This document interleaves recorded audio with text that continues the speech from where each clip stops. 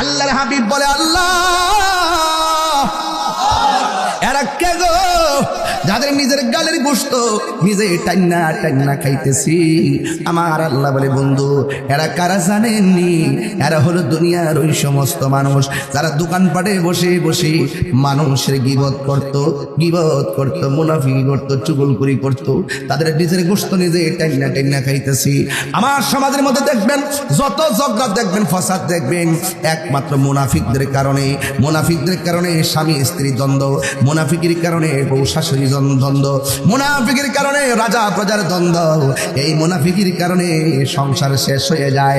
এই জন্য বাবারা আমার, হাসরের ময়দানে মুনাফিকদের শাস্তি দেওয়া হবে, গীবত যারা করে তাদেরকে শাস্তি দেওয়া হবে। এখন বলেন হুজুর গীবতের গুনাহ কি? ভাই আল গীবাতু আশাদ্দু মিনাজ জিনা, গীবত জিনার চাইতে আরো খারাপ। ইয়া রাসূলুল্লাহ, নবী গো, ও মায়ার নবীজি, কবর থেকে মানুষ উলঙ্গ অবস্থায় হাসরের ময়দানে উঠবে, একজনের লজ্জাস্থান তো আরেকজন দেখে ফেলবে। এটা কেমন ধরনের মাঠ? আল্লাহর হাবিব বলে, আয়েশা, যেই ময়দানে মানুষ উঠবে ওই ময়দানে ওঠার সময় মাটিটা কেমন হবে জানুনি? ওই মাটিটা হবে পুরা মাটির ময়দান। ওই ময়দানে কোনো উদ্ভিদ থাকবে না, গাছপালা থাকবে না। আর কবরের মানুষগুলো সেই মাঠে একত্রিত হবে, তাদের পায়ের মধ্যে কোনো জুতা থাকবে না। হাদিসের ভাষা বলছি হুফাতান উরাতান, কবর থেকে ওঠার সময় পায়ের মধ্যে কোনো জুতা থাকবে না, পরনের মধ্যে কোনো কাপড় থাকবে না। বন্ধু, আয়েশা বলে, নবী গো, এমন একটা মাঠ হবে যদি কাপড় না থাকে কেমন দেখা যায়? আল্লাহর হাবিব বলে, আয়েশা, কাপড় কেমনে থাকবে?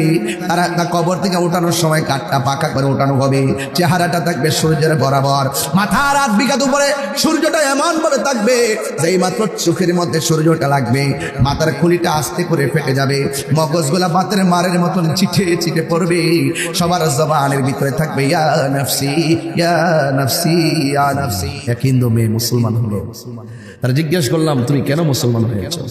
আমার মা যখন মারা গেছে, যে মার বডি কেউ দেখে নাই, যখন আগুনে দেওয়ার পরে শরীরে একটা মুরসা মারছে, আমার মার পায়ের মধ্যে লাঠি দিয়ে বাইরে বাইরে পুড়তেছিল, আমার মার বডিটা ওপেন হয়ে গেছিল, আমার পুরো লজ্জা লাগছে। আমি মারা গেলেও তো একদিন আমাকে বাইরে এসে পুরাবে। আমি দেখেছি মুসলমানদের ধর্মটা কত সুন্দর। মারা যাওয়ার পরে মায়া করে গোসল দেওয়ায়, মায়া করে নতুন কাপড় পরায়, মায়া করে কাঁদে নেয়, মায়া করে কবরে শোয়ায়। আমার মধ্যে নাড়া দিয়েছে, যার ধর্মের শেষ বিদায়ের এত মায়া, এটাই শান্তির ধর্ম। এটা কি ধর্ম? কত মায়া, মায়া রে, কত মায়া। মারা যাওয়ার পরে বেশি গরম পানিও দেয় না, বেশি ঠান্ডা পানিও দেয় না, কুসুম গরম জল দেয়, দিয়া তুলা দেয় যেন পানি না ঢুকে, কানের মধ্যে তুলা লাগায় যেন পানি না ঢুকে। আস্তে আস্তে করে মায়া করে পেটের মধ্যে চাপ দিয়া পায়খানা বের করে, টিস্যু দিয়া পায়খানা পরিষ্কার করে দেয়। কত মায়া। যেই কাদের মধ্যে ভারী নয় না, সেই লাশটাকে কাঁধে নেওয়ার জন্য মানুষ পাগল হয়ে যায়। কত মায়া। নামাইলে ঢিল মাইরা ফালায় না, আস্তে আস্তে কবরের মধ্যে নামাই। কত মায়া। মাটি দেওয়ার সময় 3টা দোয়া পড়ি, এক মুষ্টি মাটি দেওয়ার সময় পড়ি মিনহা খলাকনাকুম, দ্বিতীয় মুষ্টি মাটি দেওয়ার সময় পড়ি ওয়া ফিহা নুঈদুকুম, তৃতীয় মুষ্টি মাটি দেওয়ার সময় পড়ি ওয়া মিনহা নুখরিজুকুম তারাতান উখরা। কিন্তু মাটি দেওয়ার আগে যখন লাশটাকে কবরে নামাই, তখন একটা তাসবিহ পড়ি, কি জানেননি? বিসমিল্লাহি ওয়া আলা মিল্লাতি রাসূলিল্লাহ। ও পৃথিবীর মানুষ, আল্লাহ বলে, বান্দা রে, আমি আল্লাহ তোর শুরুর মালিক, আমি আল্লাহ তোর শেষের মালিক। কাইফা তাকফুরুনা বিল্লাহি ওয়া কুনতুম আমওয়াতান ফাআহইয়াকুম সুম্মা ইউমীতুকুম সুম্মা ইউহয়ীকুম সুম্মা ইলাইহি তুরজাউন। ও বান্দা, তোমাদের রবকে তোমরা কিভাবে অস্বীকার করবে? তোমরা তো ছিলে মুর্দা, তোমরা ছিলে নির্জীব, আমি আল্লাহ তোমাদেরকে সজীব করেছি। তোমরা ছিলে মুর্দা, আমি আল্লাহ জিন্দা বানাইছি। আমি আল্লাহ তোমারে যখন দুনিয়ার মধ্যে পাঠাইছি, ধনী বলো দরিদ্র বলো, ভালো মন্দ যা হয়েছে সব কিছুর পিছনে কারিগর হলো একজন। জবান খুলে বলেন তিনি কে? বেলা গেল সন্ধ্যা হইল পার হবি তুই কি দিয়া, দেখ না বেলা ডুবলো চাহিয়া, পাগলা মনরে দেখ না বেলা ডুবলো চাহিয়া। মাও গেল বাবা গেল আর তো ফিরে আইল না, দমখানি ফুরাইয়া গেলে পারের লাগাল পাইবা না। সময় থাকতে মুর্শিদি ধরে, সময় থাকতে দয়াল ধরে, পথ করে নাও সাধনা, দেখ না বেলা ডুবলো চাহিয়া। যারা মুর্শিদের হাত ধরে এরা কোনোদিন জঙ্গিবাদী হয় না, যারা মুর্শিদের হাত ধরে সে কখনো সন্ত্রাসী হয় না, ঠিক কিনা? বিচার একদিন দেওয়ান লাগবে, বিচার একদিন দেওয়া লাগবে। এই জন্য আল্লাহ বলেন, ও পৃথিবীর মানুষ, তোমরা ছিলে মুর্দা, আমি আল্লাহ তোমাদেরকে জীবন দিয়েছি, এরপরে আমি আল্লাহ তোমাদেরকে মরণ দিব। মরণ বড় কঠিন, মরণ বড় কঠিন রে। ওই মরণের সময় আজরাইল যখন শীতলাই ঘরের দরজায় আসবে, আজরাইলকে দেখা মাত্রই মরণ কামড় শুরু হয়ে যাবে। আমার নবী বলেন, রূহ নেওয়ার সময় যে কষ্ট, নেওয়ার আগে সাকরাতুল মউতের কষ্ট বড় ভয়ঙ্কর। জীবন্ত বকরির গাই থেকে চামড়া তুললে যেমন কষ্ট হয়, এর চাইতে বেশি কষ্ট হয় যখন আজরাইল তোমার ধাও মারে সাকরাতুল মউত। আমি চলে যাব, আমায় তোমরা ভুইলা যাও না, আমি চলে যাব, আমায় তোমরা ভুইলা যাও না। ডাইনে মাটি, ডাইনে বামে মাটি, আমার মাটির বিছানা, ডাইনে বামে মাটি, আমার মাটির বিছানা। এ আমার বাবা, মানুষগুলোর মনোযোগ আকর্ষণ করার জন্য ধীরে ধীরে শুরুতে ওয়াজ শুরু করলাম। 9টায় বিদায় হয়ে যাব। যতক্ষণ বসবেন দিলটা নরম করে বসবেন। আমার আল্লাহর হাবিব বলেন, আজরাইল যখন তোমার সামনে আসবে এমন ভাবে তোমার ধাও মারবে, রগগুলা টাস টাস করে ছিঁড়ে যাবে, হাড্ডিগুলো টাস টাস করে খুলে যাবে, তাজা তাজা রক্তগুলো পানি পানি হয়ে যাবে। দুনিয়ার স্যালাইন চলবে না, এক্সরে মেশিন কাজ করবে না, আইসিইউর অক্সিজেন কাজ করবে না, সব বন্ধ হয়ে যাবে। একদিন আমাদেরকে চলে যাওয়া লাগবে। এই জন্য আমার আল্লাহ বলেন, ও বান্দা, আমি তোমারে অনর্থক বানাই নাই। আল্লাহ রাব্বুল আলামিন কোরআনে বলেন, ওয়ামা খালাকতুল জিন্না ওয়াল ইনসা ইল্লা লিয়াবুদুন। আল্লাহ বলেন, বান্দারে, আমি মানুষ এবং জিন জাতি দুনিয়ার জমিনে সৃষ্টি করেছি একমাত্র আমি আল্লাহর গোলামি করার জন্য। কেন? একদিন মাটির ভেতরে হবে ঘরে মনা আমার, কেন বান্ধ দালান ঘর? ঘরের জায়গায় ঘর, বাড়ির জায়গায় বাড়ি, কারেন্টের বিলের জায়গায় কারেন্টের বিল। তুমি মনে কইরো না যে প্রতিদিন দুধ দহন করে বাজারে যাও, আমি মারা গেলে মনে হয় দুধ দহন করার কোনো লোক থাকবে না, বাজারে দুধ বিক্রি করার মানুষ থাকবে না। না না, ভুল ধারণা। আজকে মইরা দেখো সংসারের একটা কাজও বাকি থাকবে না, কারণ কেউ চলে গেলে কাহার জন্য কাজ থেমে থাকে না। কথা বলেন ঠিক কিনা? প্রাণ পাখি উড়ে যাবে পিঞ্জর ছেড়ে,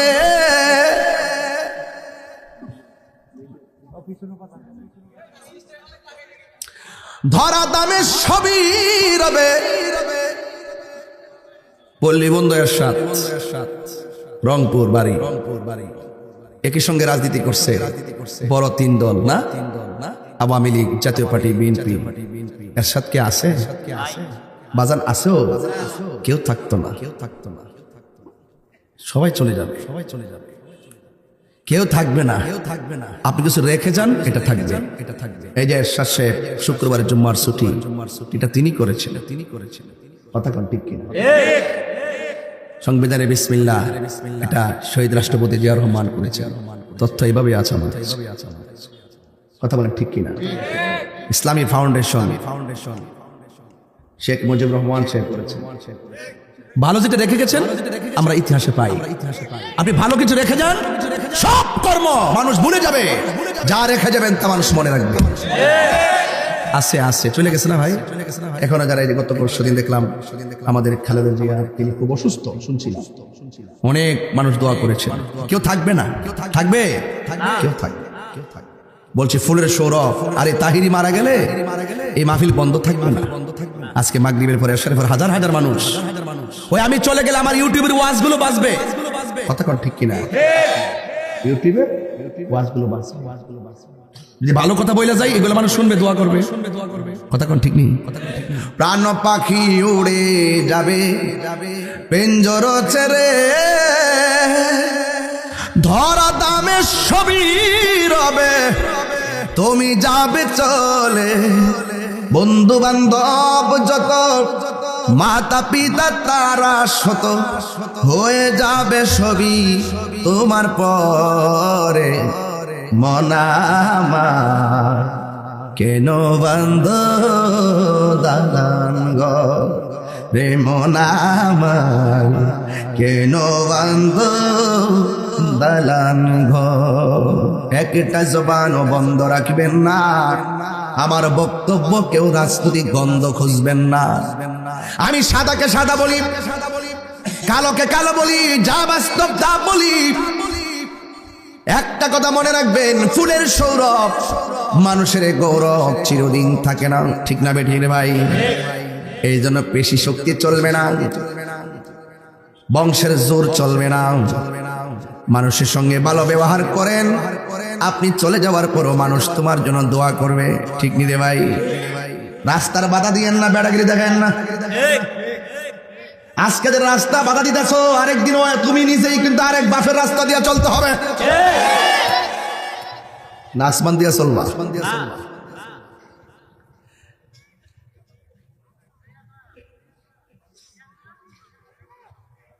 আমাদের দেশে রাস্তা বাধা দেয়। ভালো আছেন? আচ্ছা, এই হ্যাঁ, রাস্তার বাধা দেয় না? কি রাস্তা বাধা দেয় না? যারা যারা অন্তত জ্ঞানী তারা কখনো রাস্তার বাধা দেয় না। কারণ আমাকে সকালবেলা আরেকবার রাস্তাতে যাইতে হবে। ঠিক নিও? প্রাণ পাখি উড়ে যাবে, পিঞ্জর ছেড়ে, ধরা দামে সবই রবে, তুমি যাবে চলে। বন্ধু বান্ধব যত, মাতা পিতা তারা শত, হয়ে যাবে সবই তোমার পরে। মন আমার কেন বন্ধু দালান ঘর। ভাই মানুষ, এই মানুষ কত মায়া, আমাদের মুসলমানের ঘরে জন্মগ্রহণ করেছি, কত মায়া। এক হিন্দু মেয়ে মুসলমান হলো, তারা জিজ্ঞেস করলাম তুমি কেন মুসলমান হয়েছ? আমার মা যখন মারা গেছে, যে মার বডি কেউ দেখে নাই, যখন আগুনে দেওয়ার পরে শরীরে একটা মুর্ছা মারছে, আমার মার পায়ের মধ্যে লাঠি দিয়ে বাইরে বাইরে পুড়তেছিল, আমার মার বডিটা ওপেন হয়ে গেছিল, আমার খুব লজ্জা লাগছে। আমি মারা গেলেও তো একদিন আমাকে বাইরে এসে পুরাবে। আমি দেখেছি মুসলমানদের ধর্মটা কত সুন্দর। মারা যাওয়ার পরে মায়া করে গোসল দেওয়ায়, মায়া করে নতুন কাপড় পরায়, মায়া করে কাঁদে নেয়, মায়া করে কবরে শোয়ায়। আমার মধ্যে নাড়া দিয়েছে, যার ধর্মের শেষ বিদায়ের এত মায়া, এটাই শান্তির ধর্ম। এটা কি ধর্ম? কত মায়া, মায়া রে কত মায়া। মুসলমানের ঘরে জন্মগ্রহণ করেছি, সেই বিষয়গুলো ফিল করি না। মারা যাওয়ার পরে বেশি গরম পানিও দেয় না, বেশি ঠান্ডা পানিও দেয় না, কুসুম গরম জল দেয়। কত মায়া, মায়া রে কত মায়া। নাকে দিয়া তুলা দেয় যেন পানি না ঢুকে, কানের মধ্যে তুলা লাগায় যেন পানি না ঢুকে। আস্তে আস্তে করে মায়া করে পেটের মধ্যে চাপ দিয়ে পায়খানা বের করে, টিস্যু দিয়া পায়খানা পরিষ্কার করে দেয়। কত মায়া। যেই কাদের মধ্যে ভারী লয় না, সেই লাশটাকে কাঁধে নেওয়ার জন্য মানুষ পাগল হয়ে যায়। কত মায়া। কত মায়া, কবরে নামাইলে ঢিল মাইরা ফালাই না, আস্তে আস্তে কবরের মধ্যে নামাই। কত মায়া, মায়া রে মায়া, কে হইব আস্তরলবান, কে হইব জল, কে হইব বরহি পাতা, কাঁদবে চোখের পানি ঝোলে রে, কান্দে হাই হাই রে, সবাই বুক ভাসায় রে। মায়া, এই দুনিয়াটা মায়ার জায়গা, এই দুনিয়াটা মায়ার জায়গা। এটা মারামারির জায়গা না, এটা কাটাকাটির জায়গা না, এটা মায়ার জায়গা, এটা ভালোবাসার জায়গা। তুমি ভালোবাসো, তোমার ভালোবাসার মানুষ অভাব হবে না। কথা বলেন ঠিক না? মায়া, একটু মায়া, একটু মায়া, বাদ দিয়ে দেন না ভাই, একটু মায়া করে চলেন, মায়া করে চলেন। আরে ভাই, সব তো চলে যাবে। আমার বিষয় দিচ্ছে কবর আর হাসো, কবর আর হাসো। কথা কন ঠিক কিনা? আমার যুবক ভাইয়েরা, আমার রাসূল বলেছেন, আমি যখন মেরাজে গিয়েছি, আল্লাহ আমার অনেকগুলো আযাব আর গজব দেখাইছেন। আমি দেখলাম যত কষ্ট আছে সবচাইতে ভয়ঙ্কর কষ্ট হলো একমাত্র কবরের আযাব। কিসের আযাব? কিসের আযাব? কবর, কবর। ওই কবরের আযাব বড় কষ্ট। আল্লাহর হাবিব বলেন, আমি শুধু দেখেছি বেনামাজির কবরে বেশি শাস্তি হয়। কবরের প্রথম রাত্রটা বড় ভয়ঙ্কর। মাটি দিয়ে যে আয়েশা পুরান খবর লইছিনি প্রথম রাতের খবরটা,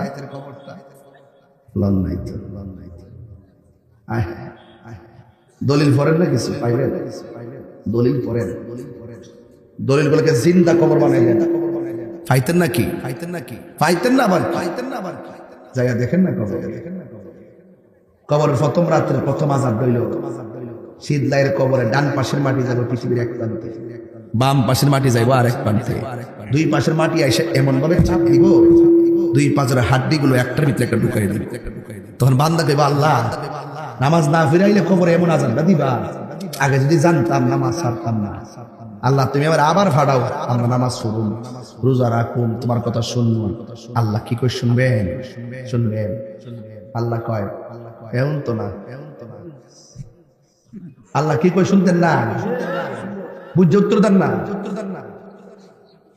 পরের জায়গা পরের জমিন, ঘর বানায় আমি রই, আমি তো সেই ঘরের মালিক নয়। ঠিক কিনা রে বাবা? বাবা বুঝে উত্তর দেস না, কার সামনে বসে কান্দে ভাসিস না বাবা। তাই রুজুরিটা ওখান থেকে গরম অক্ষণ এমনি না চলতেছি বাংলাদেশটা। আমি হইলাম দেশপ্রেমিক মানুষ, আমি সম্প্রীতি বান্ধব মানুষ।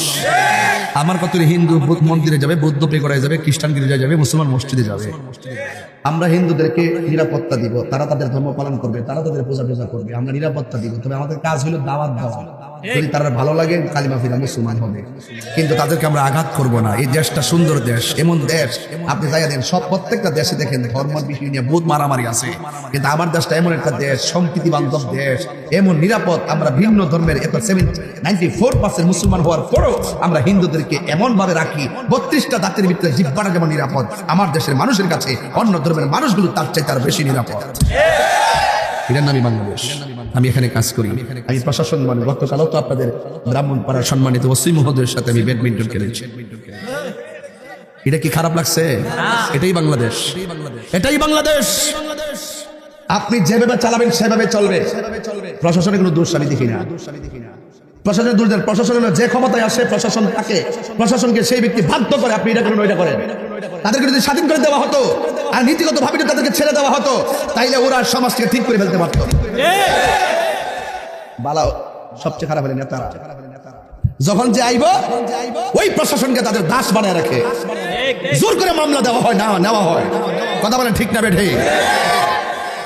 দেখেন তারা ব্রাহ্মণপাড়া করে দিয়ে মাদক ধরে, আবার আরেক নেতা ফোন করে স্যার এটা আমার লোক, স্যার দেন। এখন প্রশাসন কই যাইব? কোন হিসাব দেন? কই যাইব? আমরাই তো শিখাইতেছি। সাবধান, সতর্কতার সাথে বলছি। ফুলাফান যে কিশোর বয়সী ফুলাফানটি দেখলে আমার ডর করে, যুবকটি দেখলে খুব ভয় লাগে আমার। ইদানিং আগে যুবকদেরকে নিয়ে খুব গর্ববোধ করছিলাম। এরা মুরব্বী অনেকে মানে না, মুরব্বীর গলার মধ্যে জুতা দেয়, গালের মধ্যে থাপ্পড় মারে, দারিদ্র্যের টান মারে, এটা কিন্তু ঠিক না। এটা কি না? ঠিক না। তোমার দোষ না, এটা তোমার দোষ না। তোমার গুরু যে শিখাইছে গুরুর দোষ। গুরু তাহে গোপনে, তোমার পাঠাইতে ওপেনে, পরে পুরো আমার যুবক সমাজটাকে ধ্বংস করে দেওয়ার পথে চলে গেছে।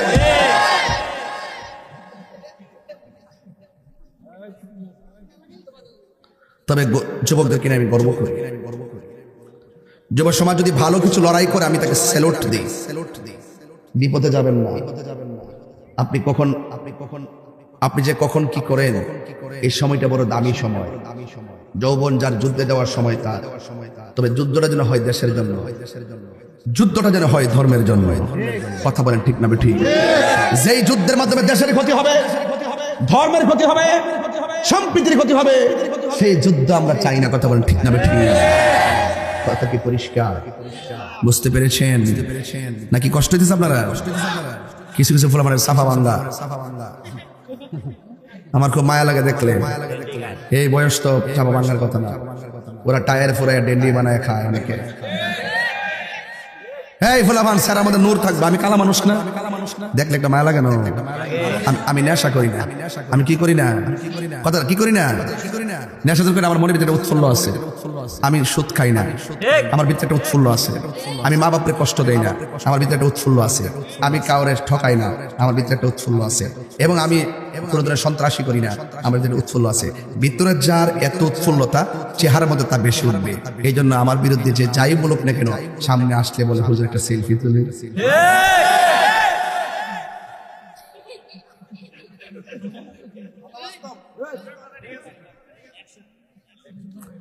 দাঁতটা বাইর করছিলাম, হাসি মারছে, যখন বন্ধ করছি চুপ হয়ে গেছে। এটা নাম তাহিরুল। কখনো নরম, কখনো গরম। আপনি যদি আমার যদি করে 50 লাখ টাকা দেন আর আমি সুদ করে ছাইরা দিব, ভুল হবে, ভুল হবে, ভুল হবে, ভুল হবে। গলা ছুরি লাগাই দেন, এরপর সন্ত্রাস, সুদখোর, ঘুষখোর, গাঞ্জাখোর,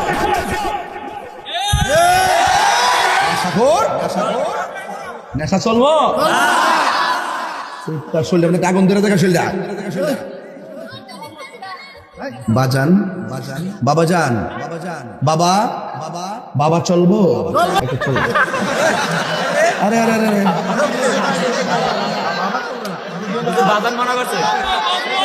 ও না না না না, বাবা গর্ভরে মনে করছো নিজের জন্মদাতা বাবা বুঝি, এর লাগে হয়েছে। আপনি ওই দেশে আছো, বাবা খায় হুতাই লেগেছে আর আমি ঘরের বাপলে পড়েছো। বাবা ভালোই তো শিখছে দেখা যায়। হ্যাঁ, এখন আওয়াজ করে কোন বাজান, এই সময়টার মধ্যে কি নেশা স্পর্শ করুন যাইবো? মা বাপের কষ্ট দেন যাইবো? যে যে শিখাই দেন তোরা 5,000 টাকা দিলাম, ধর এটা ফালাই দিয়া যাওন যাইব? বড় ভাই কইলে কেডা মারিছে? বড় ভাই, বড় ভাই। এইরকম কথা শোনা যাবে না যে এই কথার দ্বারা মানুষের ক্ষতি হবে। কথা বলেন না কেন ঠিক না বেটি? আজকে মনে আমার ওয়াজ আপনার খারাপ লাগতেছে। আমি কিন্তু বাজান ঘুরাত ঘুরে নিয়েছি আজকে, নীরবে নীরবে নীরবে নীরবে। কথা কোন ঠিক না বেটি? গভীর মনোযোগ। নেশা করা কি হালাল না হারাম? আমার একজনে কইতেছে, হুজুর দেশের পরিস্থিতিতে এখন ভালো না, আপাতত কয়েকদিন সুদের ওয়াজ করেন না। আমি কই তোমরা সুদের ওয়াজ না কইরা 4-500 বছর বাচ্চা তা হও। আর আমি যখন দলিলে পাইছি সুদ হারাম, আল্লাহ কইছে, কোনো মোল্লার কথা শোনার টাইম নাই। তোমার কেন জ্বলে রে বন্ধু, তোমার কেন জ্বলে? সংবিধান, রাষ্ট্র, ধর্ম, ইসলাম আছে বলে তোমার কেন জ্বলে রে বন্ধু, তোমার কেন জ্বলে? ঠিক কিনা? ইসলাম হইল শান্তির ধর্ম, নাকি মারামারির ধর্ম? সাবধান নি, শীতলাই সাবধান থাকবো নি। এই শীতলার মধ্যে কিছু আবার ডাবলিও আছে। কি আছে? আমি হ্যাঁ করে কইছি বাজান, এখন আমরা মৌলবীরা হইলে আমারে বোঝায় আপনারা দল নিন, নাইলে আপনারা বুঝছে আমরা দল আইন। দেখলাম ইদানিং একটু বেশি চলতেছে যে কিয়াম করলে অনেকে বাধা দেয়, আসেনি? অনেকে কি দেয়? আমার কথা হলো যে কিয়াম করা মুস্তাহাব। কিয়াম করা কি করলে সওয়াব আছে, না করলে কোনো গুনাহ নাই। কথা না করলে কোনো গুনাহ নাই। তো যারা করে না আমরা কি তাদের বাধ্য করি? তা আমি করি, আপনি বাধা দেন কেন? মুস্তাহাবটা কিন্তু শরীয়তের দলিল। মুস্তাহাবটা শরীয়তের দলিল। কেউ যদি মুস্তাহাবকে অস্বীকার করে বসে তাহলে কিন্তু সেটা ইলিগেল হবে। শরীয়তের কোনো হুকুমকে অস্বীকার করার সুযোগ নাই। ফরজ যেমন একটা বিধান, ওয়াজিব যেমন একটা বিধান, সুন্নত যেমন একটা বিধান, মুস্তাহাব একটা, মুবাহ একটা বিধান, হালালও একটা বিধান, হারামও একটা বিধান। এই বিধানকে আপনি অস্বীকার করলে আপনার ইমানে নুকসানিয়ত পড়ে যাবে। বুঝতে পারছেন? তো কিয়াম করা মুস্তাহাব। আমি দেখেছি অনেকে কিয়াম করতে গেলে আপনাদের এলাকায় অনেকে বাধা দেয়। আমি বলছি বাবা, আমরা আপনাদের বাধা দেখতে ঝগড়া করতে চাই না।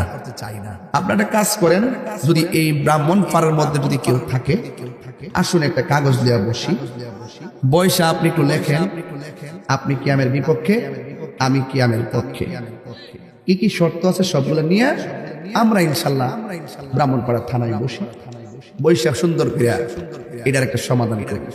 যদি আপনি আমারে বুঝাইতে পারেন তাইলে আমি জীবনে আর কিয়াম করতাম না। যদি আপনি বুঝাইতে না পারেন আমি আপনারা বুঝাবো। যদি এখন ওয়াদা করেন যে আমি বুঝাইতে সক্ষম হইলে আপনি কিয়াম করবেন, কথা কোন ঠিক না বেটি? তো হুজুরে কইছে, মুরব্বী কইছে, ইতা হইন না যে বাধা দেন, এগুলা নিয়ে বহুত ঠেলাঠেলি করছেন, আর কইলেন না।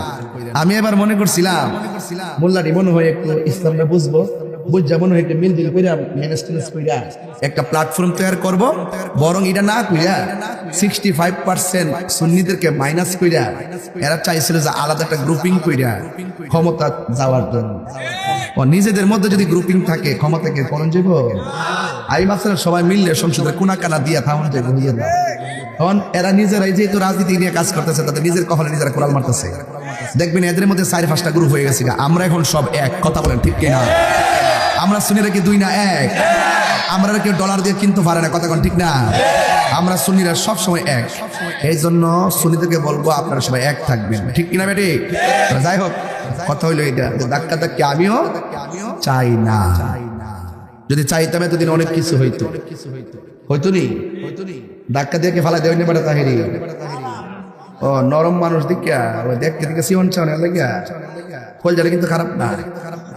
এটা দরকার নাই, বাড়ি দরকার নাই, বাড়ি দিয়ে ধরবে, বাড়ি করে দিতে মরছ, বাড়ি বাড়ি করে দিতে মরছ। আমি নক্ষণ কইলাম ঠিক তো আছে কিছু ফরের জায়গা ফরের জমিন বানায় আমি রই, আমি তো সেই ঘরের মালিক নয়, ঠিক কিনা বলো? সেই ঘরখানা যার জমিদারি, আমি পাই না তাহার হুকুম জারি। সেই ঘরখানা যার জমিদারি, আমি পাই না তাহার হুকুম জারি।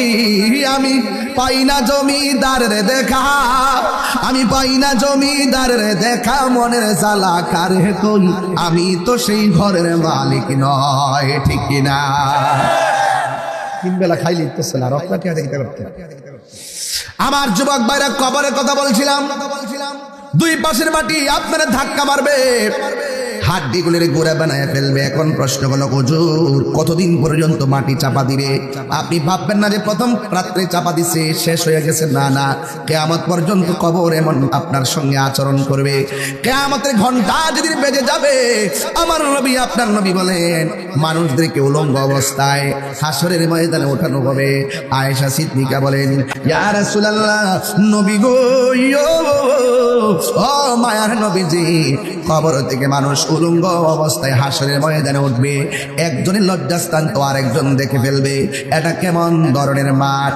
আল্লাহর হাবিব বলে, আয়েশা, যেই ময়দানে মানুষ উঠবে ওই ময়দানে ওঠার সময় মাটিটা কেমন হবে জানুনি? ওই মাটিটা হবে পুরা মাটির ময়দান।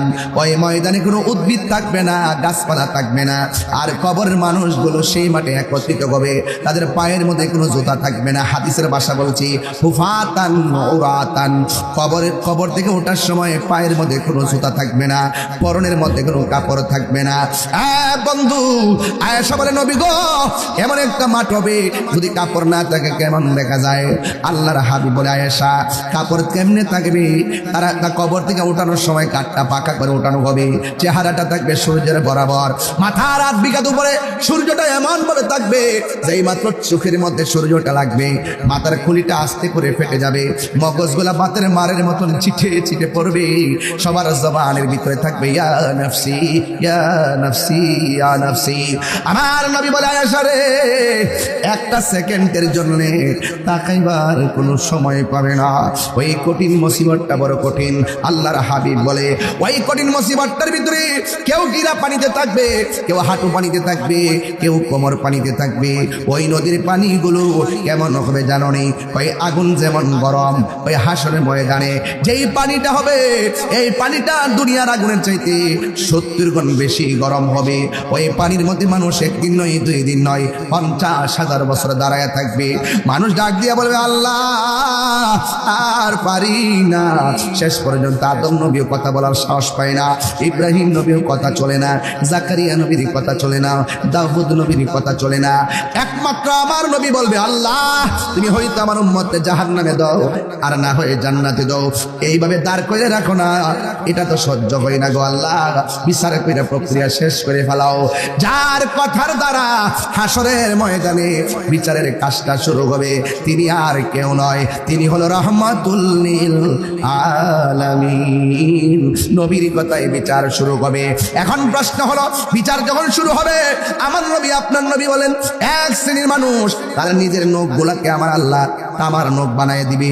ওই নখ দিয়া তাদের কপালের গোড়া থেকে চামড়া তুলতে থাকবে, আর গালের মধ্যে যে গোশতগুলো আছে এই নখ দিয়া টেনে টেনে তারা গোশতগুলা ভক্ষণ করবে। আল্লাহর হাবিব বলে, আল্লাহ এরা কে গো যাদের নিজের গালের গোশত নিজে টান্না টান্না খাইতেছি? আমার আল্লাহ বলে, বন্ধু এরা কারা জানেননি? এরা হলো দুনিয়ার ওই সমস্ত মানুষ যারা দোকানপাটে বসে বসে মানুষের গীবত করত, মুনাফিকি করত, চুগলখড়ি করত, তাদের নিজের গোশত নিজে টান্না টান্না খাইতেছি। আমার সমাজের মধ্যে দেখবেন যত ঝগড়া দেখবেন, ফসাদ দেখবেন, একমাত্র মুনাফিকদের কারণে। মুনাফিকদের কারণে স্বামী স্ত্রী দ্বন্দ্ব, মুনাফিকের কারণে বউ শাশুড়ি দ্বন্দ্ব, মুনাফিকের কারণে রাজা প্রজার দ্বন্দ্ব, এই মুনাফিকের কারণে সংসার শেষ হয়ে যায়। এই জন্য বাবারা আমার, হাসরের ময়দানে মুনাফিকদের শাস্তি দেওয়া হবে, গীবত যারা করে তাদেরকে শাস্তি দেওয়া হবে। এখন বলেন হুজুর গীবতের গুনাহ কি? ভাই আল গীবাতু আশাদ্দু মিনাজ জিনা, গীবত জিনার চাইতে আরো খারাপ।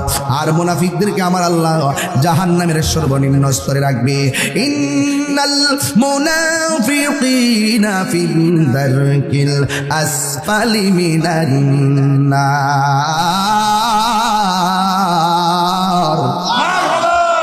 নিশ্চয়ই মুনাফিকরা জাহান্নামের সর্বনিম্ন স্তরে থাকবে।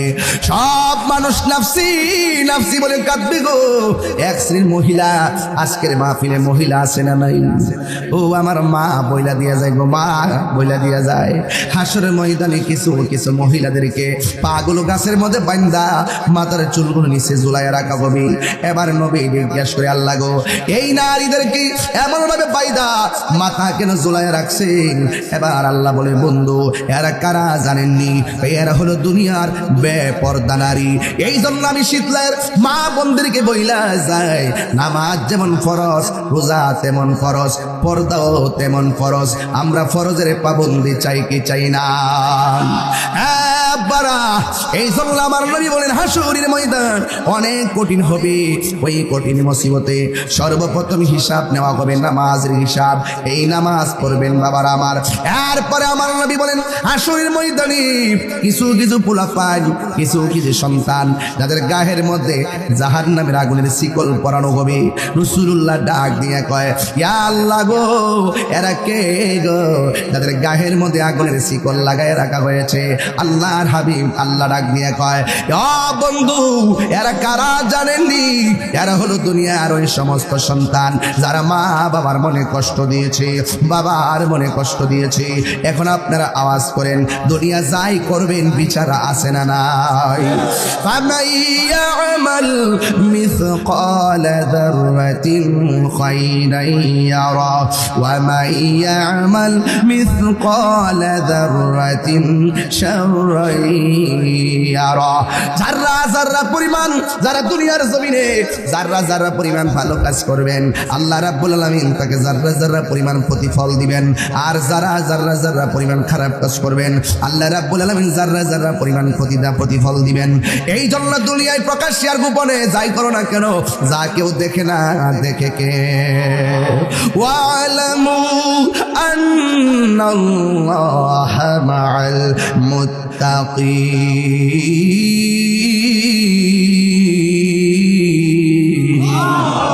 আল্লাহ রাব্বুল আলামিনকে যারা ভয় করে, আল্লাহ রাব্বুল আলামিন তাদের সঙ্গে রয়েছে।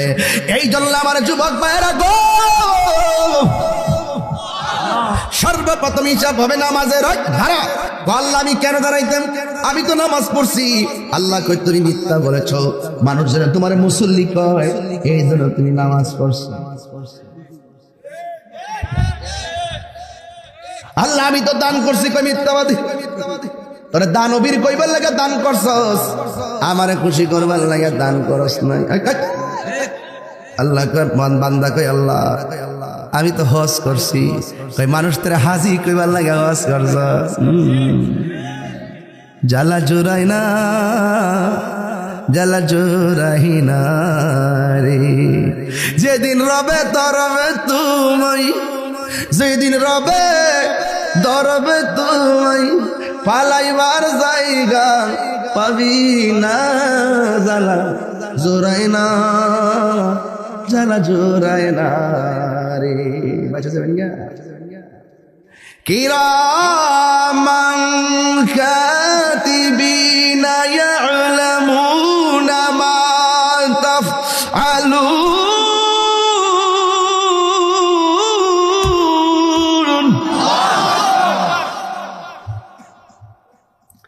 প্রকাশ্যে কিংবা গোপনে যাই করো না কেন, দুই জন আসেনি, নাম কি? কিরামান কাতিবিন। সুবহানাল্লাহ। আল্লাহ দুজন ফেরেশতা লাগিয়ে রাখছে, যে যা করবো তা লিখবা। কিরা আল্লাহ জানে না? যদি কোনো মৌলবী আল্লাহ মনে জানে না, আল্লাহ কিরা লাগা রাখছে, চলবো? এটা হাকিকত। কে জান্নাতি কে জাহান্নামী আল্লাহ জানে কি জানে না? জানে। তাইলে মিজানের পাল্লা টানাইবো কি লেগা? হাকিকত। কি কত? আর আমাদের দেশের মোল্লারা শুধু শরীয়ত বুঝে, বান্ডেল দিলে দোয়ার ভাষা পাল্টে যায়। বান্ডেল দিলে দোয়ার ভাষা, ওখানে আর কোনো মিলিবে রাজপথে নাই। বুঝ পাইলেছে তো, বুঝ পাইলে আর কিছু লাগে না। আর আমরা আগে যেমন আছি হলো, আমার তো বড় বড় জায়গা থেকে অনেক কথা কি চান আপনি? বিশ্বাস হয়নি আপনাদের? না বেড়ে খোলা না, আগুন লাগাই রাখছি জায়গা। কইছে আমারে কোন দালালিমূলক কথা কই আমার পারতেন না, কারণ আমি মদিনাওয়ালার প্রেমের কদমের কাছে বিক্রি হয়ে গেছি। ঠিক কি না বলেন? সুন্নিরা কখনো লাল চক্ষুকে ভয় পায় না। তাদের চোখের মধ্যে আছে মদিনাওয়ালার সবুজ গম্বুজ মুবারকের দৃশ্য। আমার জীবন মরণ সাজাবো মাদানী রঙে, সেই রঙে রঙিন হলে আল্লাহ রাসূল থাকবেন আমার সঙ্গে। আমার জীবন মরণ সাজাবো মাদানী রঙে। তাহিরের সামনে বয়া বয়া ওয়াজ শুনবেন, ভালোই তো শিখছেন। সব মাথাত কালা টুপি, সব মাথাত কালা টুপি।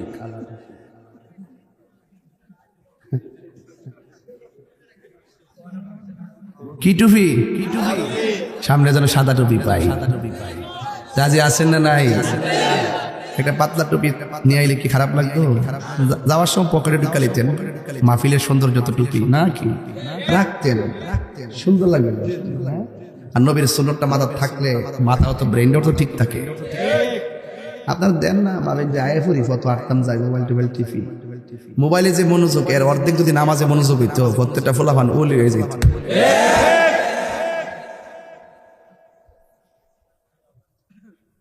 আল্লাহ আমি তো শহীদ, আল্লাহ কই তুই শাহাদাতের জন্য শহীদ হস না, তুই তো চাইতে যে বেড়াগিরিতে হইবি মৃত্যু হয়েছে দিক কেনা। যা কেউ জানে না জানে কে। এই জন্য আমি বলি যত আবাদত করবেন দান করবেন যাই করেন মানুষকে দেখাইবার জন্য নয়, একমাত্র আল্লাহর সন্তুষ্টির জন্য করতে হবে।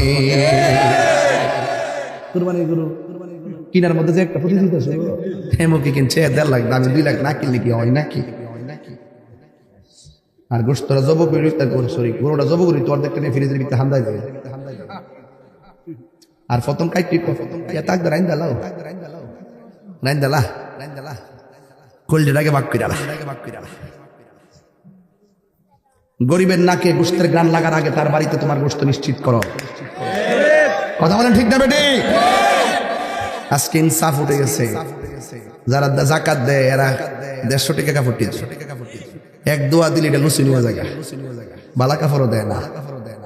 আর দোকানদার এখন শিখছে জাকাতের কাপড় আলাদা লিখে রাখে, বালা কাপড় সাজায় রাখে, যাতে আমার লোকেরা যেন সুবিধা বঞ্চিত মানুষগুলো যেন সুবিধা ভোগ করতে পারে। কথা বলেন ঠিক কিনা? নামাজ পড়লো কার সন্তুষ্টি করতে আঙ্গুল দেশে অনেক ফুলাফান আছে দেখবেন, পরীক্ষা ডাক পাইলে নামাজ পড়ে,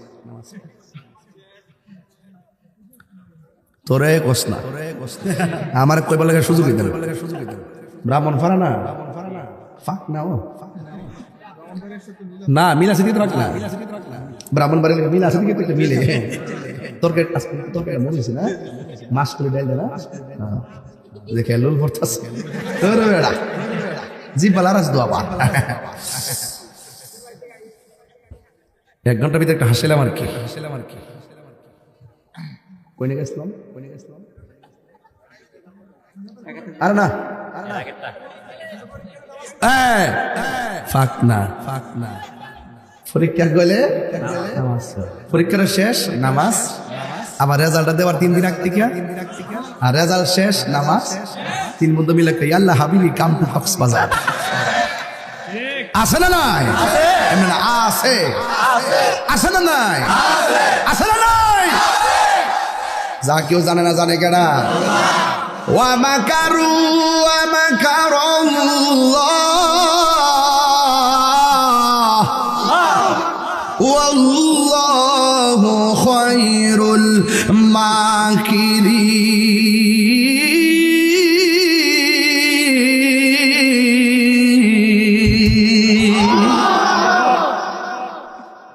যত কৌশলী করে সব কৌশলের জবাব একজনের কাছে আছে, কিন্তু কে?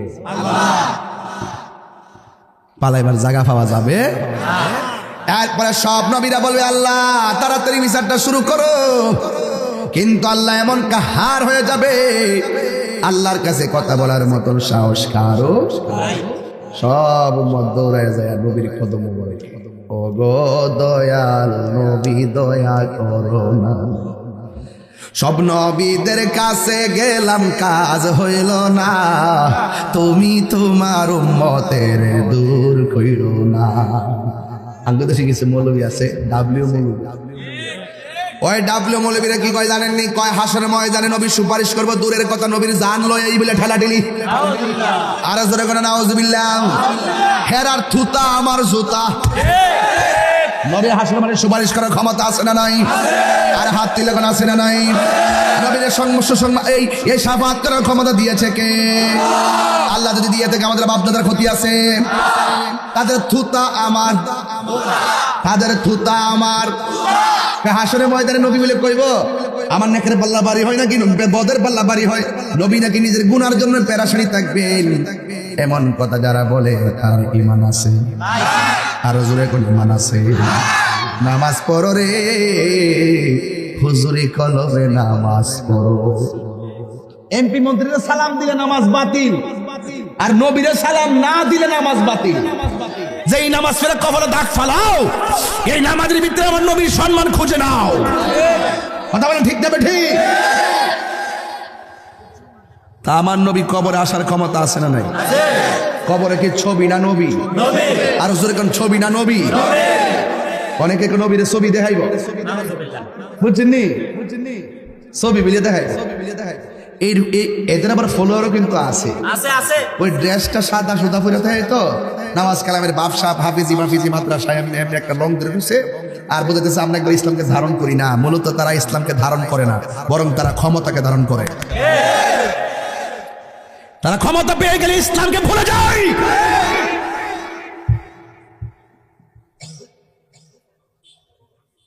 আজকে একজন বক্তব্য বলতেছে যে আল্লাহ আমার এমন সম্মান দিছে যার জন্য আল্লাহ সূর্যটা দাঁড় করে রাখবে। এগুলা কি কথা? এগুলা কি কথা? আমি কিন্তু তো ধরি না। আমি কই যে আপনি অন্যায় করেন, আপনি অন্যায় বলেন, আমি অন্যায় বললেন। আপনি অপব্যাখ্যা করেন, আমি ধরে দিই। সাবধান, অ্যালার্ট থাকবেন, সতর্ক থাকবেন। এটা সত্যিকার ইসলামকে ধারণ করে সকল মানুষের যে যতই মতাদর্শ হোক সবাইকে সে নিরাপদ দিবে। তার ভিতরে যদি নিদরের চিন্তা থাকে, বিশেষ এজেন্ডা বাস্তবায়ন করার চেষ্টা করে, তাহলে ভিন্ন যারা আছেন তারা অবশ্যই তাদের বিরুদ্ধে কথা বলবে। তোরা দোষ করস দিকে আমরা দোষ ধরি, তোরা অপব্যাখ্যা করস দিকে আমরা ব্যাখ্যা করি। কথা বলেন ঠিক কিনা বলেন? অনেকে আমার সাথে রাগ করে, হুজুর আপনি কি ইসলাম চান না? ইসলাম কি চান না? ইসলাম কারে কর? ইসলাম কি এটারই কর যে আমার একটা ভোট দিলে 18 কোটি মুসলিম নামাজ পড়লে এটার ইসলাম কর? তাহলে যে ভুল করে তারা জুতাতে বাড়ি দেন না কেন লেগা? আর এটা তো পুরান কথা, আমি যদি বলছি নতুন কথা। তো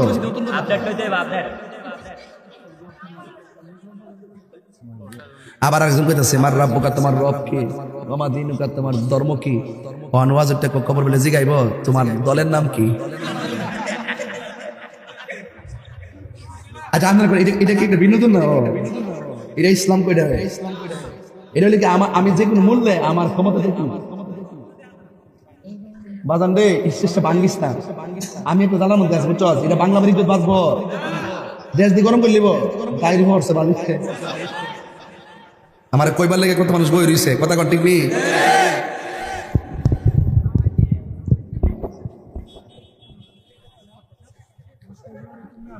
একটা মহিলা কাফেলা গেছে একবারে উত্তরবঙ্গে। তো উত্তরবঙ্গে নাটপুরে আবার আমার মুরিদ আছে, অনেক মুরিদ আছে। তো মহিলারা যখন মহিলার কাছে কাফেলাত গেছে, যায় কইতাছে যে মা আপনারা মরতইব, একদিন হাসর মধ্যে উঠতেইব, পরে জিগাইব আপনার মার্কাটা কি আছে। আল্লাহর হস্তে এই মার্কা দিয়ে পাপ কোন হিসাব হইব, এর লাগে এই মার্কার পক্ষে থাকেন, বুঝেন না ব্যাপারটা? এগুলো কি কথা? দায়িত্বশীল যারা আছেন, ইসলামের মুখপাত্র যারা, তাদেরকে দরকার নাই এদেরকে বিচার করা। হ্যাঁ সাইডা রাখছে কিতাবা এমন একটা অবস্থার মধ্যে পড়ছি, আসন্ন করলো একটা ধাক্কা থেকে শুরু হয়েছে। আমি কই দিকে কয় আমি বলে বিরোধিতা করি। এখন বলেন, যে ব্যক্তি বলছে হাসর মানে নবী নাকি নিজের জন্য নাফসি করবো, এই মৌলবীর কথা কি সত্য না মিথ্যা? এখন যদি এই মৌলবীর নামটা কয়ে শুনবেন নি, এই মৌলবীর নাম হইল আব্দুর রাজ্জাক বিন ইউসুফ। উনি আহলে হাদিসের প্রধান। এই দেশের মধ্যে আহলে হাদিস অভাব নাই। আমি বলছি ভাই তুমি কার কথা শুনতেছ? যে ব্যক্তি নবী সম্পর্কে ধারণা নাই, সে যত দলিল দিবে মনে করো সব মিথ্যা। কথা কন ঠিক না বেঠিক? এদের সাথে আমাদের কোনো সম্পর্ক? এরা কিন্তু বাহিরের এজেন্ডা, বাজারের টাকা পয়সা নিয়ে এতগুলো জমাইছে। এদের কাছে বহু টাকা পয়সা আসে মুসলমানকে শেষ করে দেওয়ার জন্য। এই ফেতনা কিন্তু আগে ছিল না, ছিল বিশ্বকাপ তারা ঠেলা ঠেলি আসি, এই ঠেলাটি নতুন লাগাইছে, ঢুকাই দিছে, বীজ ঢুকাই দিছে মুসলমানদের মধ্যে পৃথক সৃষ্টি করার জন্য। আমরা পৃথক চাই না, আমরা ঐক্যবদ্ধ থাকতে চাই। কথা বলেন ঠিক কিনা?